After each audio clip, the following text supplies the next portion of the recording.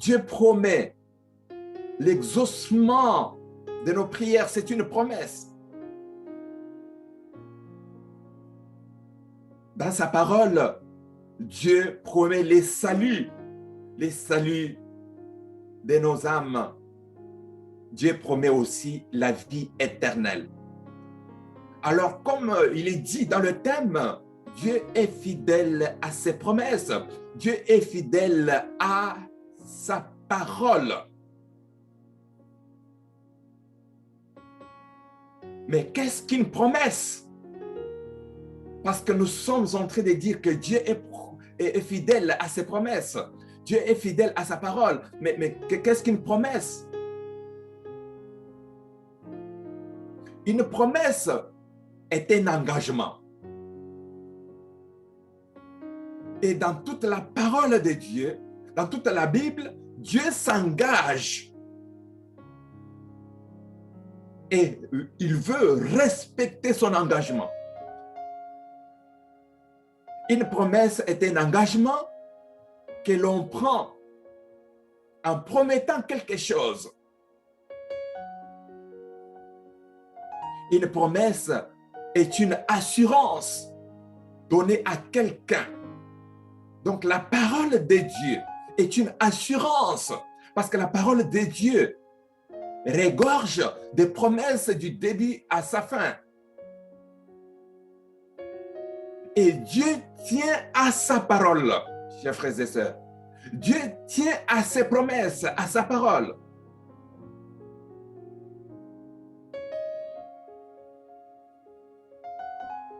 Et à travers ses promesses, Dieu désire donner de bonnes choses à ceux qui viennent à lui avec foi. J'aimerais répéter. À travers ses promesses, Dieu désire donner de bonnes choses à ceux qui viennent à lui avec foi. Comme il est dit dans Psaume 31, 20. Psaume 31, 20, il est dit ceci. Oh, combien est grande ta bonté que tu tiens en réserve pour ceux qui te craignent, que tu témoignes à ceux qui cherchent en toi leur refuge.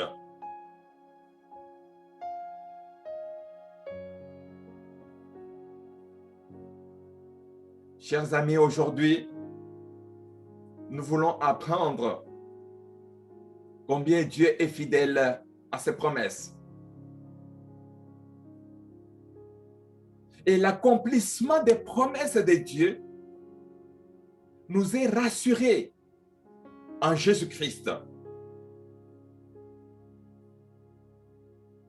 Encore une fois, je dois répéter, l'accomplissement des promesses de Dieu nous est assuré en Jésus-Christ. Il est dit dans 2 Corinthiens, chapitre 1, verset 20, « Car pour ce qui concerne toutes les promesses de Dieu, c'est en lui que le oui, et c'est pourquoi encore l'amen par lui est prononcé par nous à la gloire de Dieu. » Ça, c'est de 2 Corinthiens, chapitre 1, 20.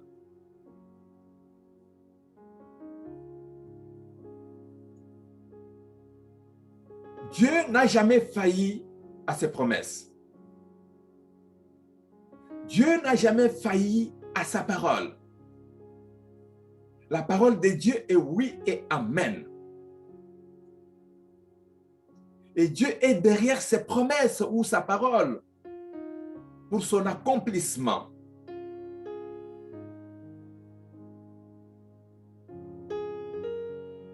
Les Proverbes 30, verset 5.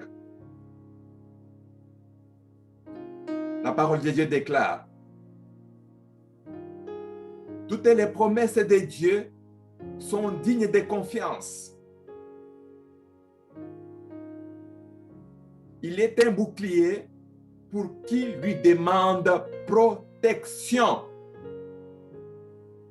Proverbe 30, verset 5. Toutes les promesses de Dieu sont dignes de confiance. Sont dignes de confiance. C'est pourquoi nous devons nous approprier des promesses bibliques. Parce que toutes les promesses de Dieu sont dignes de confiance. Et il est un bouclier pour qui lui demande protection. La parole de Dieu est un bouclier pour toi, est un bouclier pour moi. Un bouclier est une protection, un abri. Un bouclier est un moyen de défense. Lorsque nous lisons dans la Bible, on parle du bouclier, on veut parler de la protection, on veut parler de l'abri, on veut parler des moyens de défense.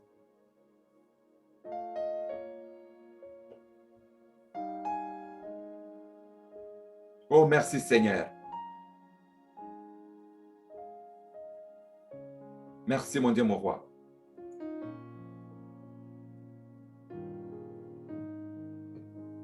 Nous apprenons aujourd'hui que Dieu est fidèle à ses promesses. Lorsque Dieu fait sa rencontre avec Moïse, Dieu va promettre à Moïse de délivrer Israël. Dieu a fait une promesse à Moïse de délivrer Israël. Pourquoi Dieu a fait qu'à Moïse cette promesse de délivrer Israël?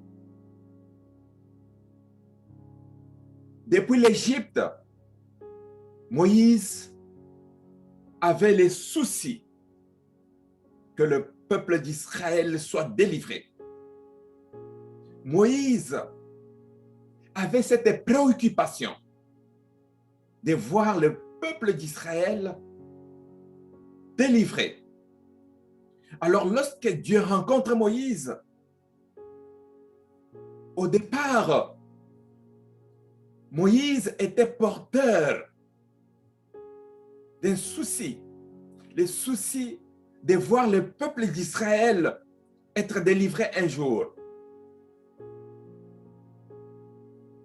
Et lorsque Dieu rencontre Moïse dans les buissons ardents, il fait cette promesse à Moïse de pouvoir délivrer le peuple d'Israël.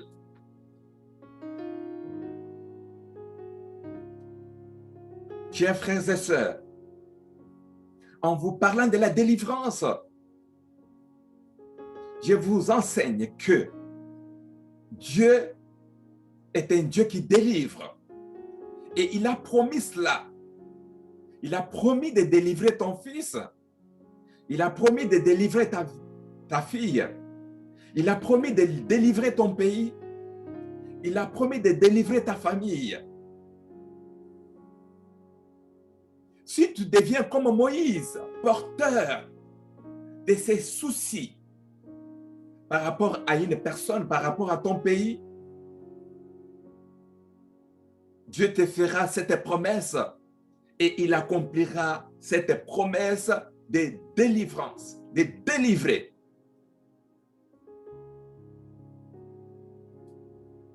Chers frères et sœurs, lorsque Dieu fait sa rencontre avec Moïse, la première promesse qu'il fait à Moïse, c'est de délivrer le peuple d'Israël. Dieu est fidèle à sa promesse. Dieu est fidèle à ses promesses. N'est-ce pas, cette promesse s'est accomplie? N'est-ce pas, Israël était délivré? Dieu est fidèle à ses promesses. Quel avantage que nous avons de savoir que la parole de Dieu regorge de promesses et que chaque promesse est réalisée par celui qui promet, le Dieu Tout-Puissant.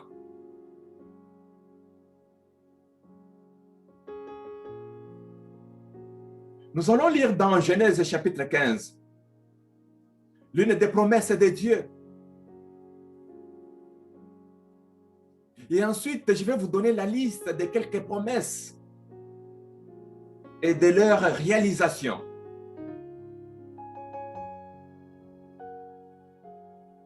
Genèse chapitre 15, versets 1 à 7. Nous pouvons lire cette parole de Dieu. Nous pouvons lire ces promesses de Dieu. Nous lisons Genèse 15, 1 à 7. Après ces événements, la parole de l'Éternel fut adressée à Abraham dans une vision. Et il dit, Abraham, ne crains point. Je suis ton bouclier. Amen. Abraham, ne crains point. Je suis ton bouclier. La parole de Dieu est un bouclier. Je suis ton bouclier et ta récompense sera très grande. Donc, ce que Dieu est en train de déclarer au sujet d'Abraham est une promesse. Et lorsque Dieu fait cette déclaration à Abraham, Abraham devient le porteur de ses promesses. Je suis ton bouclier et ta récompense sera très grande. Abraham répondit, Seigneur éternel, que me donnerais-tu?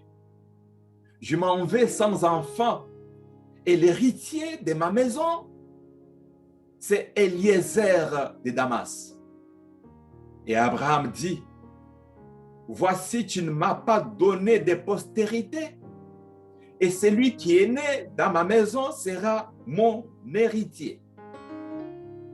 Alors la parole de l'Éternel lui fit adresser ainsi, ce n'est pas celui qui sera ton héritier, mais c'est celui qui sortira de tes entrailles qui sera ton héritier. Et après l'avoir conduit dehors, il dit, regarde vers le ciel et compte les étoiles, si tu peux les compter. Et il lui dit, telle sera ta postérité.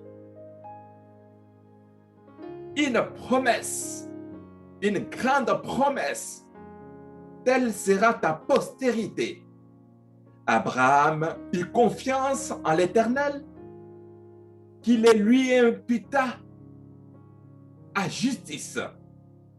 L'Éternel lui dit encore, je suis l'Éternel qui t'ai fait sortir d'Ur en Chaldée pour te donner en possession ces pays. Chers frères et sœurs, lorsque nous lisons ces passages, nous comprenons que le 7 verset que nous venons de lire regorge que des promesses. Dieu fait des promesses à Abraham. Mais laisse-moi te rappeler que toi qui crois, toi qui as foi en Dieu, tu es de la descendance d'Abraham par la foi. Donc les promesses faites à Abraham et à sa descendance t'appartiennent aussi.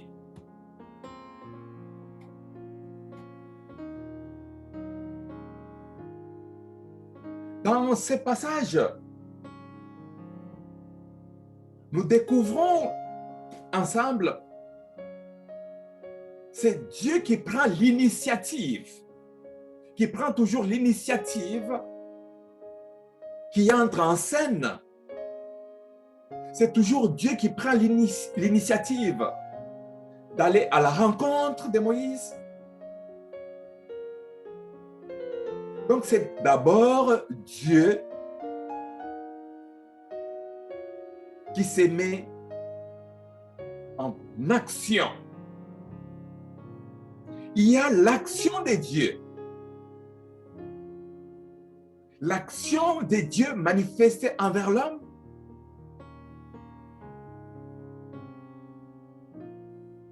Et par la suite, Dieu attend la réaction de l'homme. Dieu promet à Abraham, mais Dieu attend aussi la réaction d'Abraham en réponse à l'action de Dieu. Dieu attend la réaction d'Abraham à ses promesses. Dieu attend la réponse d'Abraham. Dieu attend de toi la réponse à son action envers toi, à ses promesses.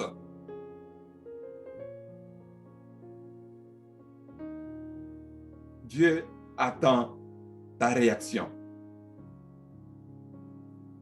Il a déjà tout promis. C'est à toi de réagir. Dieu a déjà tout promis. C'est à toi de jouer maintenant. Dans ce passage, nous venons de lire que Dieu promet à Abraham qu'il aura beaucoup de descendance. Dieu promet à Abraham une grande descendance.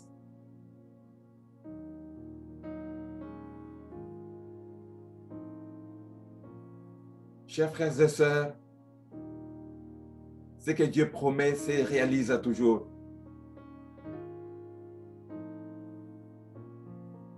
Dieu avait promis un fils à Abraham et à Sarai. L'histoire nous dit qu'ils ont entendu longtemps. Longtemps. Abraham et Sarai commençaient même à douter de la parole, de la promesse.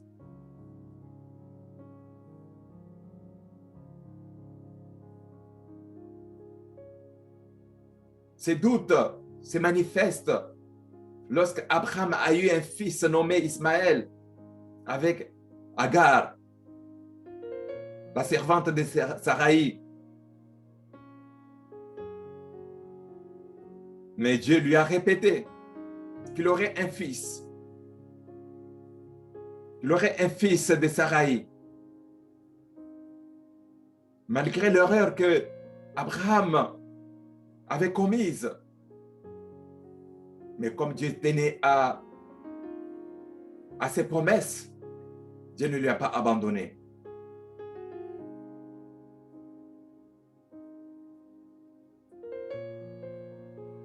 Chers amis, la Bible regorge toutes sortes de promesses.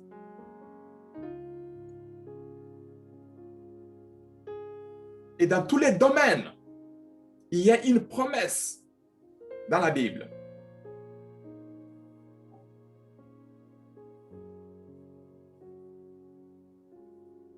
Concernant les besoins d'aide financière, par exemple, les besoins d'aide financière, qu'est-ce que Dieu dit dans la Bible? C'est quoi la promesse? Philippiens chapitre 4, verset 19. Il est dit ceci: mon Dieu pourvoira à tous vos besoins selon sa magnifique richesse par Jésus-Christ.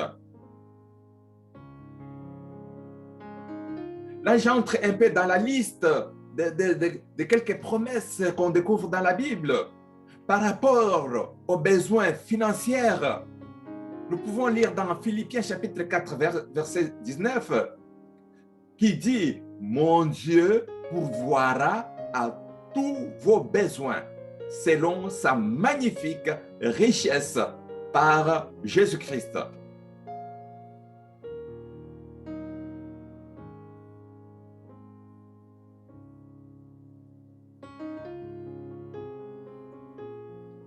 Il y a une promesse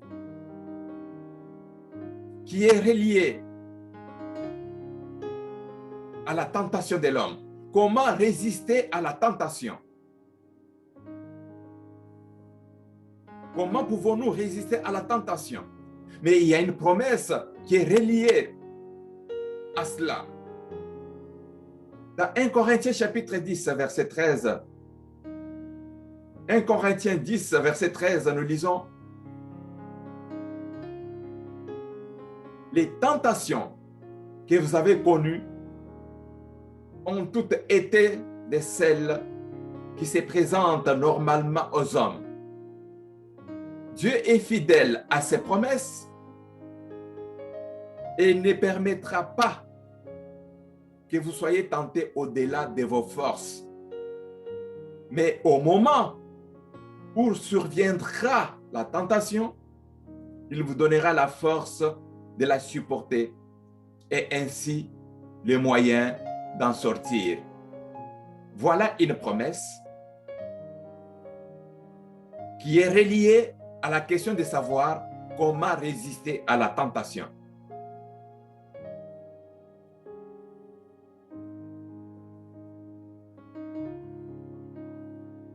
Dieu promet dans ce que nous venons de lire qu'il nous donnera la force de supporter toute tentation. C'est une promesse. Donc, devant une tentation, nous pouvons recourir à ces passages. Oui, la parole de Dieu regorge toutes sortes et toutes formes de tentations. Concernant les besoins de sécurité,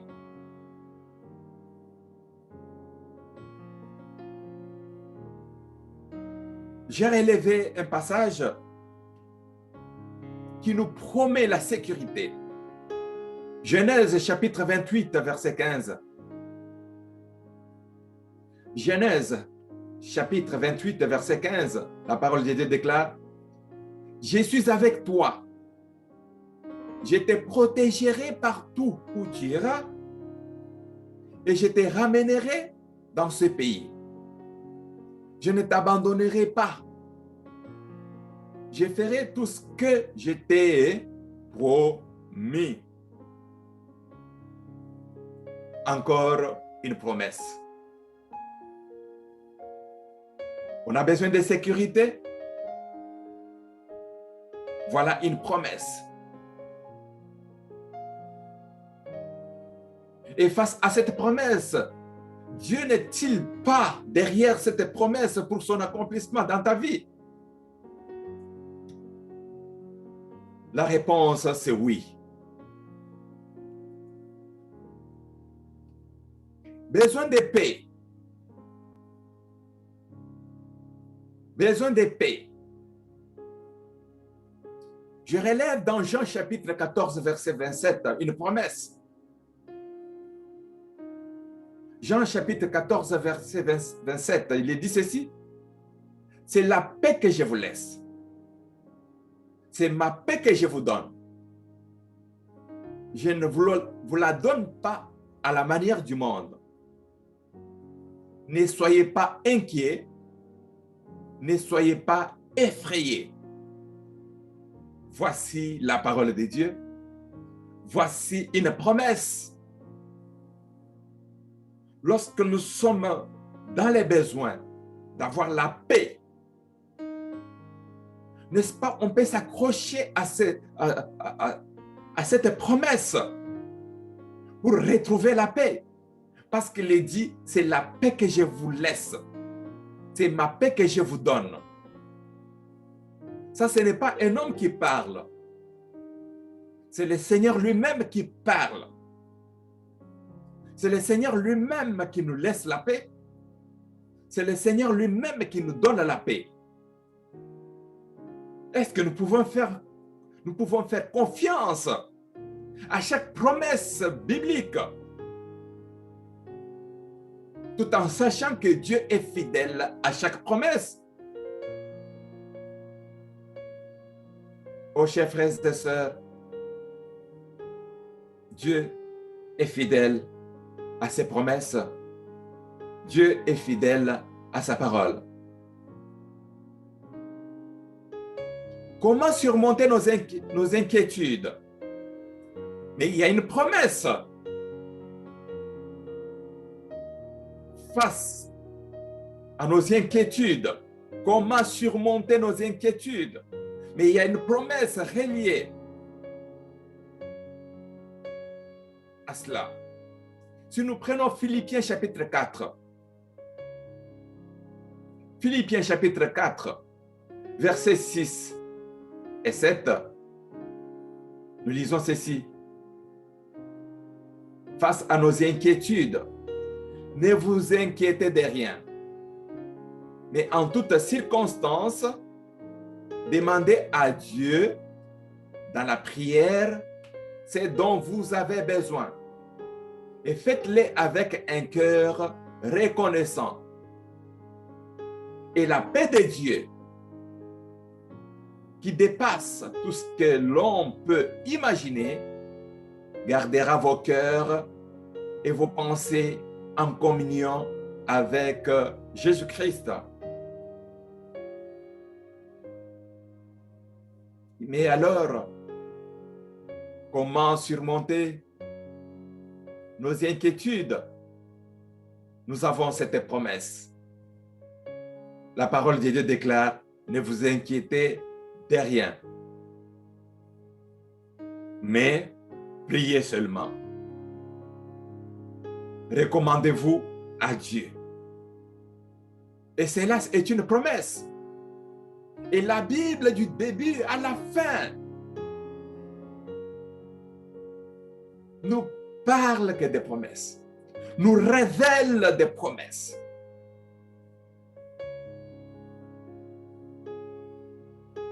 Et chaque domaine se retrouve dans les promesses bibliques.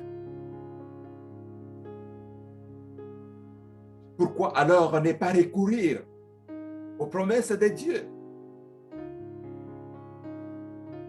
Pourquoi pas recourir à la parole de Dieu? Parce qu'il est derrière sa parole pour son accomplissement.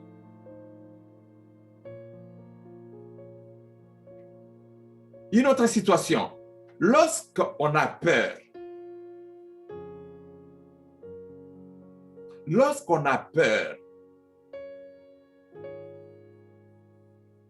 il y a une promesse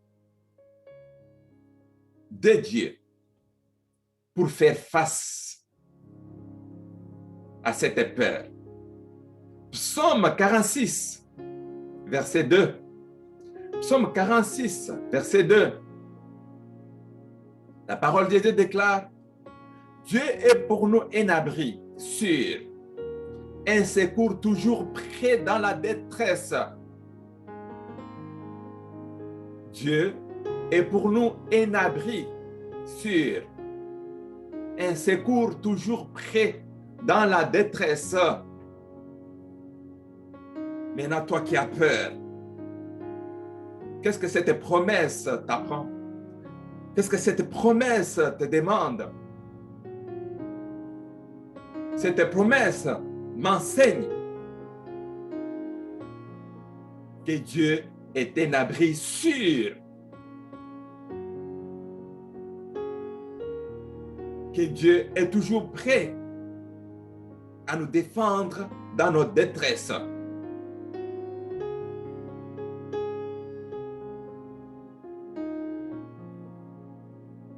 Chers frères et sœurs, nous vivons dans un monde qui décourage. Nous sommes découragés lorsque nous rencontrons des obstacles. Mais comment alors surmonter nos découragements? Comment surmonter nos découragements? Y a-t-il une promesse dans la parole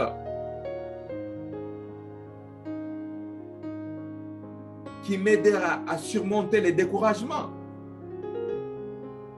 Nous pouvons lire dans Philippiens, chapitre 4, verset 6.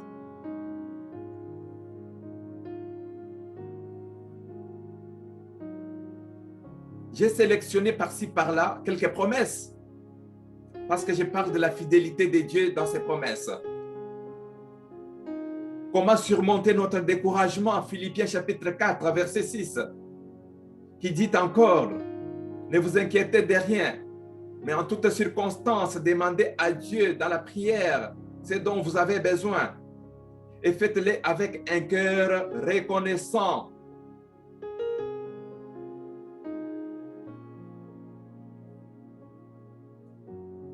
Faites-le avec un cœur reconnaissant.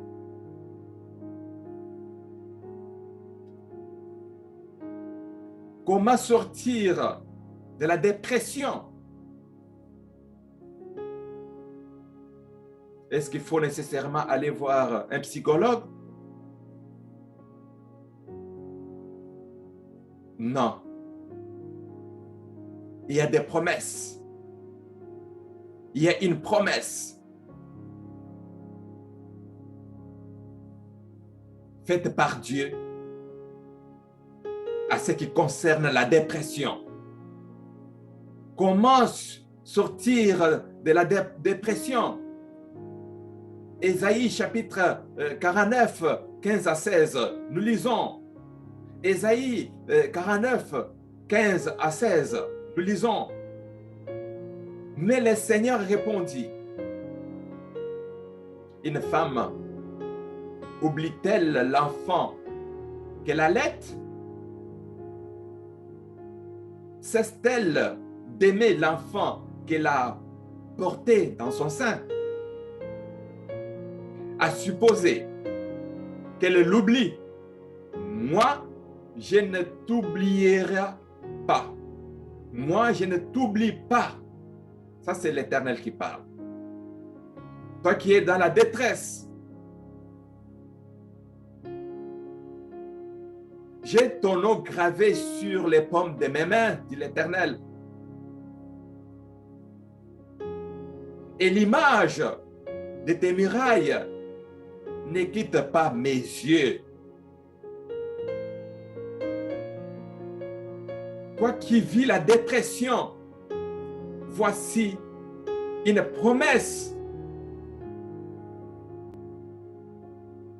à laquelle t'accrocher pour surmonter cette situation de dépression. Parce que Dieu dit dans cette promesse que même si une femme peut oublier son enfant, l'enfant qu'il a allaité, l'Éternel dit, moi je ne t'oublie pas. L'Éternel promet à toi qu'il ne t'oublie pas.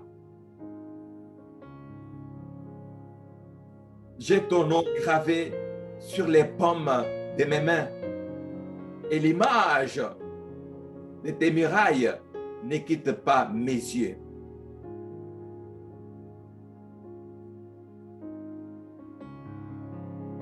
Chers frères et sœurs, je viens de donner la liste de quelques promesses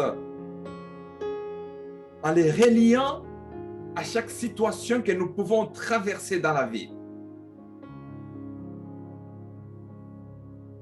Et chaque promesse est une action de Dieu. Une action qui attend une réaction de ta part.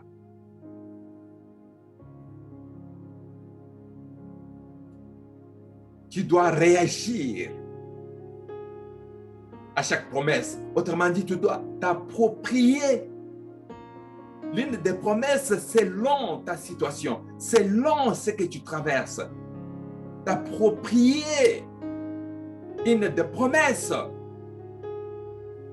Lorsque tu t'appropries une promesse, est une réaction à la promesse, à l'action de Dieu, à la promesse faite par Dieu.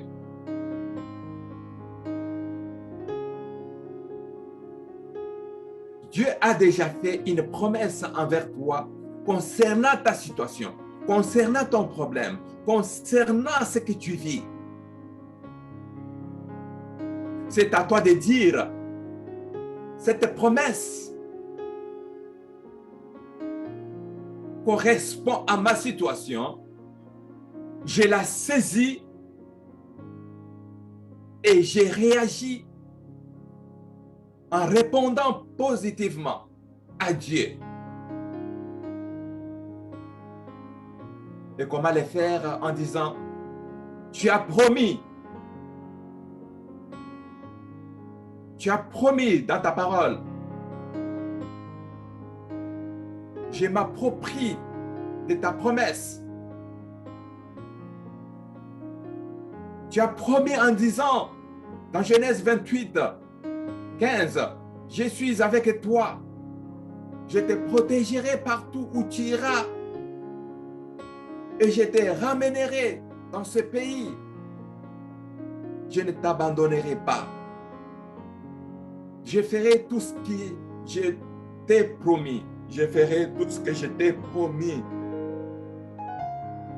Tu rappelles à Dieu ses promesses.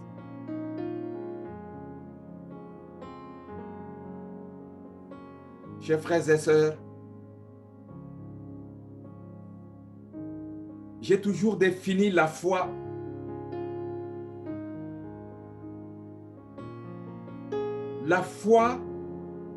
est de croire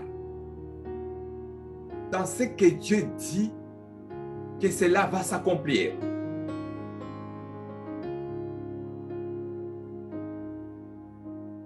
La foi ne consiste pas de croire à ce que toi tu dis, que ce que tu dis va s'accomplir.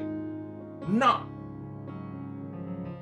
Combien de choses tu as déjà dit et ces choses ne se sont pas accomplies? La foi consiste à croire dans ce que Dieu a dit, dans les promesses de Dieu, et que ces promesses s'accomplissent certainement. C'est ça la foi, dans ce que Dieu a dit. Parce que ce que Dieu dit s'accomplit. Ce que Dieu dit à ton sujet s'accomplit. Alors, quelle est ta situation et quelle promesse est reliée à cela? Pour dire, ah non, cette promesse me concerne. Et Dieu, tu as dit à mon sujet par rapport à ton problème. Tu as dit à mon sujet. Et tu répètes cette promesse. C'est ça, s'approprier.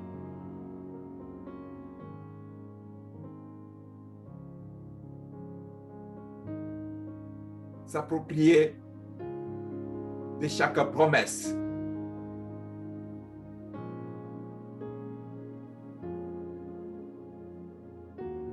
Tu n'as pas la paix. Mais il est dit, c'est la paix que je vous laisse, c'est ma paix que je vous donne. Si tu es en guerre, si tu manques la paix, voici une parole que tu peux faire ta parole. Parce qu'il est dit, c'est la paix que je vous laisse, c'est ma paix que je vous donne. Je ne vous la donne pas à la manière du monde. Et il ajoute, ne soyez pas inquiets, ne soyez pas effrayés. Mais c'est une promesse. Il n'y a que des promesses dans la parole de Dieu. Il n'y a que des promesses.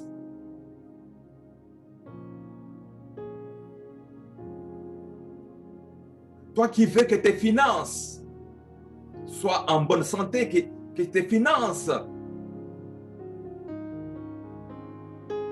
soient multipliées, Mais il est dit dans Philippiens chapitre 4, verset 19, « Mon Dieu pourvoira à tous vos besoins. » Les besoins matériels, les besoins financiers. Mon Dieu pourvoira à tous vos besoins selon sa magnifique richesse par Jésus-Christ. Mais qu'est-ce que vous voulez encore? Chers amis, qu'est-ce que vous voulez de plus? Je rappelle à toi, je rappelle à moi-même que Dieu est fidèle à ses promesses.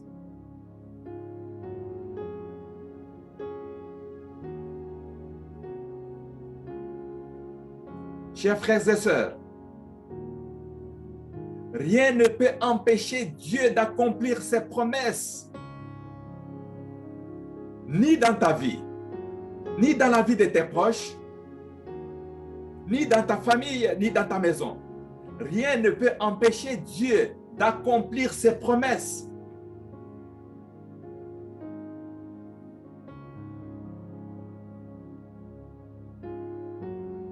J'aimerais répéter. Rien n'empêchera Dieu d'accomplir ses promesses dans ta vie, dans ma vie, dans sa vie. Rien.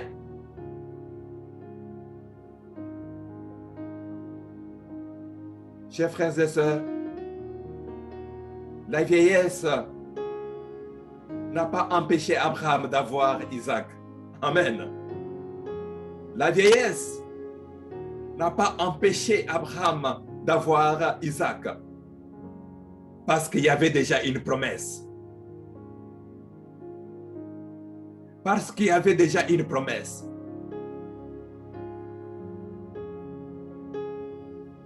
Chers amis, la stérilité n'a pas empêché Anne de concevoir et de mettre au monde Samuel et ses autres enfants. La stérilité n'a pas empêché. Donc rien ne peut empêcher la promesse de Dieu de s'accomplir. Mais la stérilité n'a pas empêché Anne de concevoir, mettre au monde Samuel, parce que la promesse de Dieu était là, était sur elle.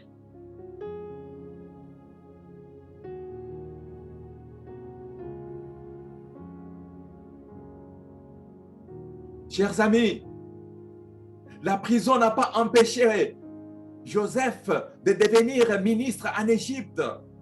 Non, la prison n'a pas empêché Joseph de devenir ministre en Égypte. Mais parce que la promesse de Dieu était sur cet enfant. La promesse de Dieu était sur Joseph.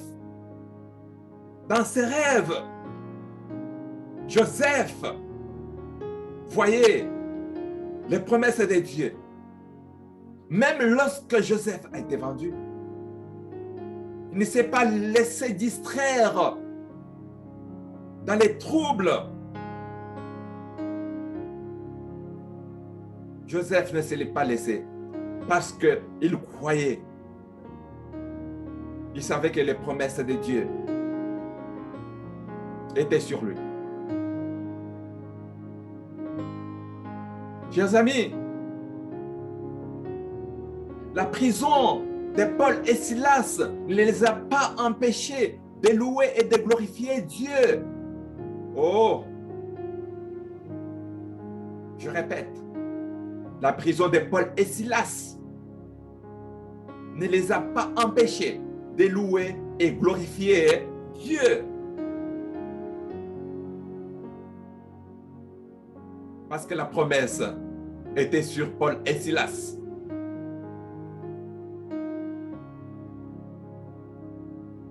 Lorsqu'on est en difficulté, l'homme moderne oublie les promesses de Dieu. Lorsqu'on est en difficulté, c'est comme l'homme moderne tourne le dos contre les promesses de Dieu. Et pourtant, les promesses de Dieu sont oui et amen. Et à chaque fois que j'ai dit promesse, je parle de la parole de Dieu.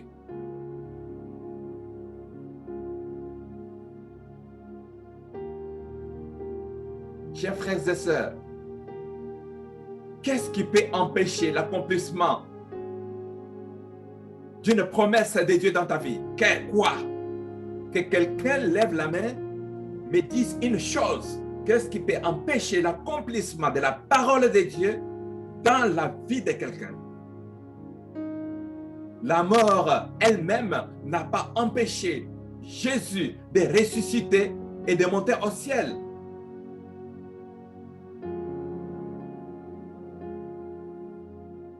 La mort n'a pas empêché Jésus de ressusciter des morts et monter au ciel. Parce que la promesse de Dieu était sur Jésus.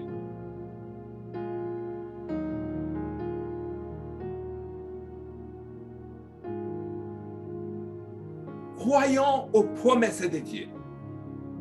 Croyons que ce que Dieu a dit, ce que Dieu déclare dans ses promesses, s'accomplit. Et non pas ce que toi-même tu déclares. Et non pas ce que tu dis toi en tant qu'homme. L'homme peut se tromper dans ses dires, dans ses paroles. Mais c'est tout ce que Dieu déclare dans sa parole. Toutes les promesses de Dieu sont oui et sont amen. Mais c'est quoi le problème? Les promesses faites par Dieu, c'est l'action de Dieu. C'est l'action de Dieu. Mais Dieu attend maintenant ta réponse à son action. La réponse de l'homme à son action.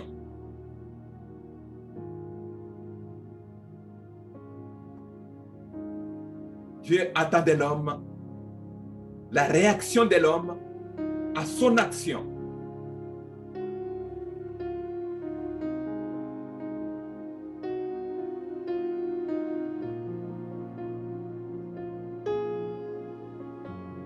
Chers frères et sœurs, Matthieu chapitre 28, verset 20.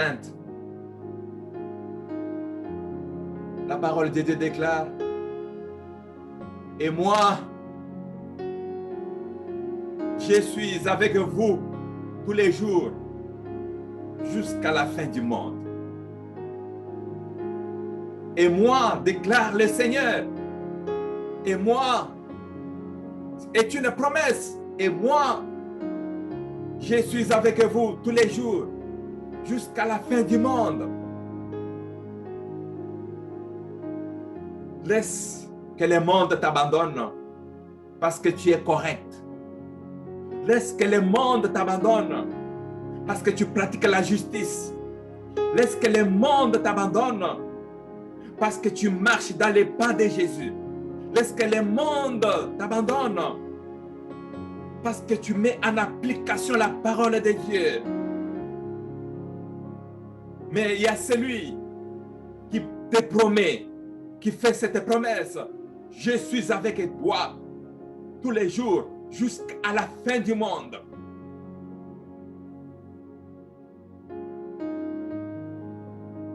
Chers amis, lorsqu'on essaye de tourner le dos contre le monde, en se tournant vers la parole, en se tournant vers Dieu, les ennemis se multiplient. Il y a les gens qui t'abandonnent. Lorsque tu commences à parler un langage éclairé par la parole de Dieu qui est la puissance de Dieu, le monde se retire. Le monde s'éloigne de toi.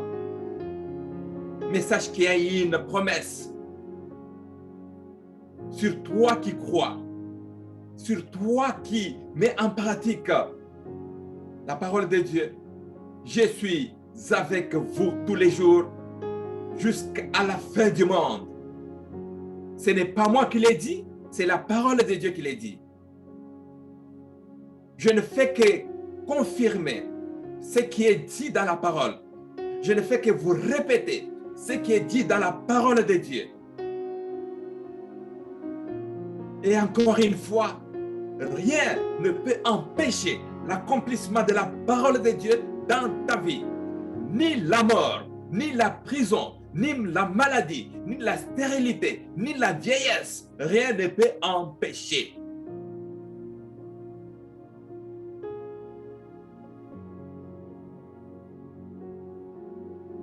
Rien ne peut empêcher Dieu d'accomplir ses promesses dans ta vie.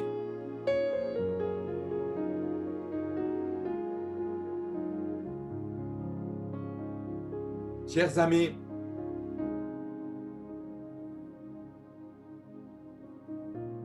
ce n'est pas toi, ce n'est pas l'homme qui a promis à Dieu.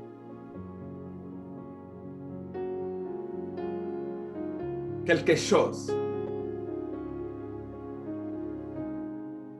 Dieu a tout.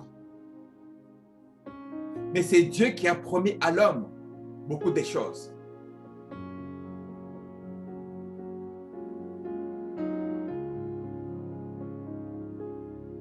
Et dans chaque promesse, comme nous venons de les lire, dans chaque promesse, Dieu s'engage. Il s'engage totalement d'accomplir ce qu'il dit. Et chaque promesse doit être pour l'homme, pour toi et moi, une assurance. Une assurance.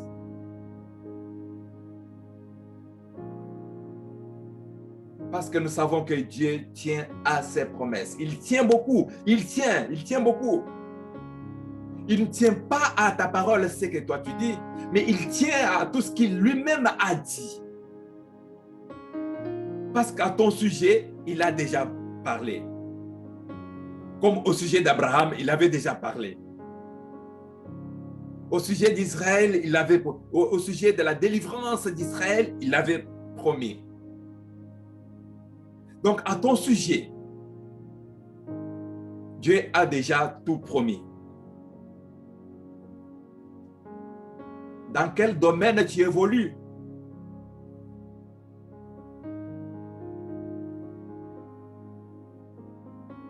Est-ce la médecine?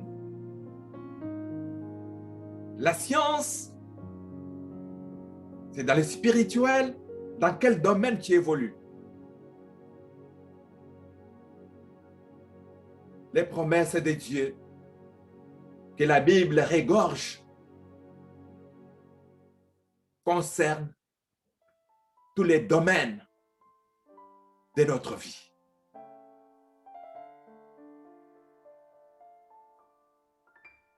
Je termine en disant que l'accomplissement des promesses de Dieu nous est assuré en Jésus-Christ. Parce qu'il est dit dans 2 Corinthiens chapitre 1 verset 20. 2 Corinthiens chapitre 1 verset 20. Car pour ce qui concerne toutes les promesses de Dieu, c'est en lui, en Jésus-Christ, qu'il y a les oui. Qu'il y a aussi les amen. Parce que c'est par le Jésus qui a été prononcé toutes les promesses de Dieu. Donc, à toi, il y a une promesse. À toi, ma soeur qui me suit, mon frère qui me suit, il y a une promesse. Tu es le fils, tu es la fille de la promesse. Et que mon Dieu vous bénisse. Gloire et louange à Dieu. Amen.